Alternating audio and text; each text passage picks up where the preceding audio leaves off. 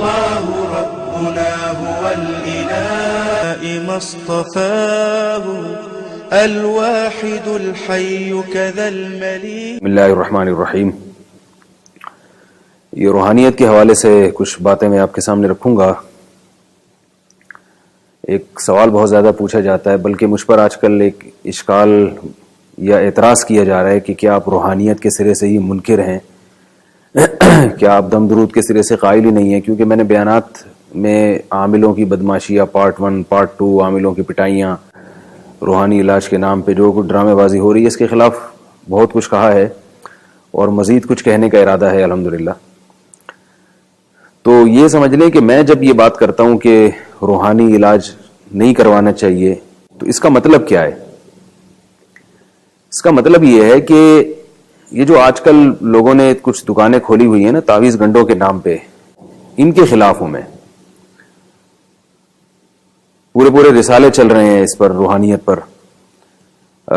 لوگ جنات اتارنے کے لیے ان کے پاس جاتے ہیں، پھر یہ وظیفے بتاتے ہیں، یہ پڑھ لو، اور دم کرتے ہیں، جنات کو بھگانے کی کوشش کرتے ہیں، پھر بتاتے ہیں کہ آپ پر کسی نے یہ کیا ہوا ہے اور آپ پر کسی نے یہ کیا ہوا ہے. تو میں جو میرا اصل ہدف ہے ان چیزوں کے خلاف کہ آپ ان چیزوں سے اجتناب کریں. باقی وہ دعائیں جو احادیث میں وارد ہوئی ہیں ان کو پڑھ کے کسی پہ دم کرنا، وہ تو صحیح احادیث سے ثابت ہے، اس کا تو کوئی بھی انکار نہیں کر سکتا.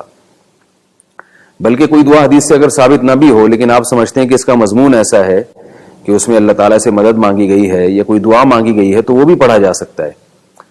ہمارے اکابر کا ایک دستور تھا کہ جب ان کے پاس کوئی آتا تھا کہ مجھے کوئی وظیفہ بتا دیں کسی پریشانی کو حل کرنے کے لیے، تو وہ اس کی پریشانی کے مناسبت سے سوچتے تھے کوئی آیت ان کو اگر سمجھ میں آتی کہ بھئی یہ والی آیت ایسی ہے جس میں اس قسم کا مضمون ہے، تو اس کو بتا دیا کرتے تھے. تو یہاں تک تو جائز ہی ہے. لیکن جو آج کل سیٹ اپ ہو رہا ہے وہ یہ ہو رہا ہے کہ آپ بیٹھے ہوتے ہیں خانقاہ لگا کے، لوگ آپ سے فون پہ یا بالمشافہ ملاقاتیں کرتے ہیں، اور آپ نے ایک پین آپ کے ہاتھ میں ہوتا ہے اور ایک کاغذ ہوتا ہے، یا لوگوں کو کہتے ہیں کہ یہ لکھیں. تو یہ آیا جی اس نے کہا کہ میری بچیوں کی شادی نہیں ہو رہی، تو آپ یہ کر دیں، یہ والا وظیفہ دن میں 666 دفعہ پڑھا کریں. دوسرا آیا کہ میرے ساتھ یہ مسئلہ ہے، تو آپ ایسا کریں قرآن کی یہ والی آیت یہاں سے لے کے یہاں تک 335 دفعہ پڑھیں. تو اس کی دلیل کیا ہے؟ یعنی کچھ بھی پڑھ لیں، کہاں سے پڑھ لیں، اتنی دفعہ پڑھ لیں، کیا دلیل ہے؟ ان کو کیا الہام ہوتا ہے یا ان کو خواب آتا ہے؟ بعض لوگ کہتے ہیں بھئی الہام بھی تو ہو سکتا ہے. تو الہام پر پورا رسالہ کیسے چھپ جاتا ہے؟ یعنی اتنا الہام ہو رہا ہے کہ جو بھی آ رہا ہے فوراً آپ کو الہام ہو رہا ہے اور آپ اسے پڑھنے کے لیے کچھ بتا رہے ہیں. تو ایسا تو نہیں ہوتا نا کہ جو بھی آ رہا ہے اس کو الہام ہو رہا ہے اور آپ اسے پڑھنے کے لیے کچھ بتا رہے ہیں.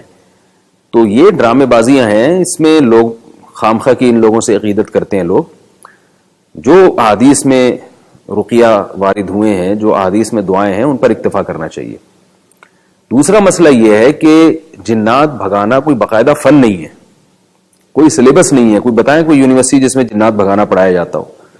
لوگ کہتے نہیں باپ دادے سے چلا آ رہا ہے، تو جن لوگوں کو چلا آ رہا ہے ان کے حالات تو جا کے دیکھیں نا. وہ تو خود ایسا لگتا ہے کہ ان پہ جنات آتے ہیں، ان کی تو خود کی حالت. یہ مشاہدے کی باتیں ہیں، یہ کسی کتاب کی یا حوالے نہیں میں دے سکتا کہ فلاں کتاب میں لکھا ہوا ہے، فلاں میں اس کے خلاف لکھا ہوا ہے. ایسا نہیں ہے. آپ جا کے مشاہدہ کریں تو آپ کو پتہ چلے گا کہ ہم سے زیادہ پاگل ہوتے ہیں جو جنات اتارنے کا کام کرتے ہیں. تو جن بھی اگر خدا نخواستہ کسی پہ آ گیا ہے تو اس کا پراپر علاج جو شریعت نے بتایا ہے، سورہ فلق ہے، سورہ ناس ہے، آیت الکرسی ہے، بس وہ کرے نا. صحابہ کرام پہ اگر جن آتا تھا تو کس کے پاس جاتے تھے اتارنے کے لیے؟ یا صحابہ کرام کے کسی دور کے کسی مشہور عامل کا نام بتائیں جو باقاعدہ ٹھیا لگا کے بیٹھے اور لوگوں کے جنات اتارنے کا کام کر رہے ہوں. تو اس لیے اپنے آپ کو ان سے بچائیں. اور بار بار میں یہ کہتا ہوں کہ لوگ یہ کہتے ہیں کہ وہ جو فلاں ہے وہ تو دیوبندی ہیں، فلاں تو اہل حدیث ہیں، فلاں تو بریلوی ہیں، فلاں تو تبلیغ میں وقت لگاتے ہیں. بس جو بھی ہو یہ 100% فراڈی ہوتے ہیں یہ لوگ. اس لیے ان لوگوں سے اپنے آپ کو بچائیں. ہاں اگر کوئی عالم کسی کو کسی خاص مناسبت سے کوئی آیت بتا دے یا کوئی حدیث بتا دے یا کوئی دعا بتا دے تو اس میں اللہ کی رحمت سے امید کی جا سکتی ہے. جیسے بعض آیتوں کا مضمون ایسا ہے، جیسے کسی پہ جادو ہو. قرآن مجید کی آیت قال موسیٰ ما جئتم به السحر ان اللہ سیبطلہ. موسیٰ علیہ السلام نے کہا کہ تم لوگ جو کچھ کر رہے ہو وہ جادو ہے، اللہ تعالیٰ اس کو عنقریب ختم کر دے گا. تو یہ ایک آیت ہے، اس سے ہم تبرک کر سکتے ہیں ایک برکت کی امید سے. یہ کسی پہ جادو ہوا ہو تو پڑھ کے پھونک لگا سکتے ہیں کہ بھئی اس میں بھی اللہ تعالیٰ نے جادو کے باطل ہونے کا ذکر کیا ہے، تو شاید ہم جب اس پہ دم کریں گے تو اللہ تعالیٰ جس پہ جادو ہوا ہے وہ جادو باطل ہو جائے. تو ایک بات تو یہ ہے. دوسرا مسئلہ یہ ہے کہ اکثر لوگوں پہ جادو نہیں ہوتا اور جنات نہیں ہوتے، لیکن جو روحانی علاج والے ہیں ان کا کام ہی یہی ہے بیٹھ کے بتانا کہ آپ پہ جادو ہے، آپ پہ جن ہے، آپ پہ کسی نے کچھ کیا، آپ نے تو ایسا نہیں ہے کہ کائنات کا نظام تباہ ہو جائے گا اگر اس طرح اللہ تعالی انسانوں کو اختیار دے دیں کہ جو چاہے جب چاہے بیٹھ کے کسی پہ کچھ بھی کر دے. ایسا نہیں ہوتا. بہت سارے مسائل ہیں ہمارے ساتھ جو قدرت کی طرف سے ہیں، اور کچھ تو ایسے مسائل ہیں جو ہماری حماقتوں کی وجہ سے ہیں. بچیوں کی شادیاں نہ ہونا یہ تو اس لیے ہے کہ آپ ہمارے معاشرے میں 2-3 شادیوں کا رواج نہیں ہے.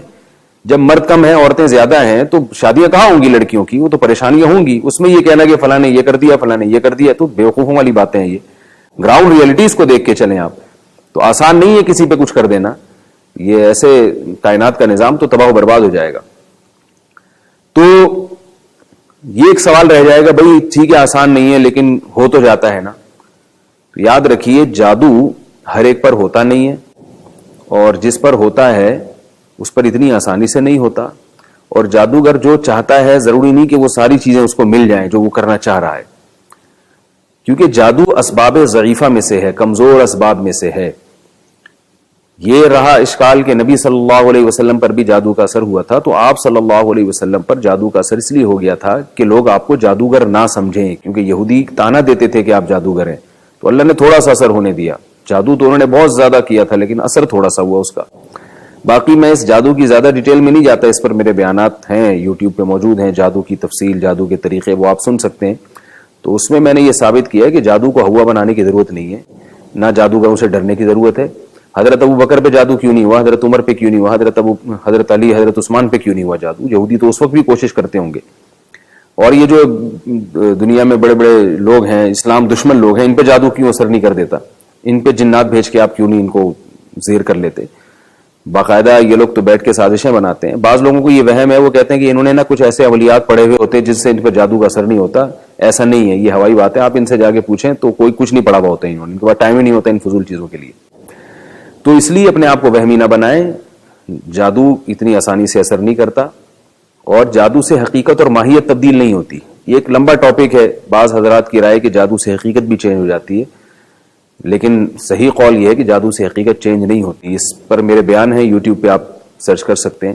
جادو صرف نظر کا دھوکہ ہوتا ہے، حقیقت چینج نہیں ہوتی اس سے.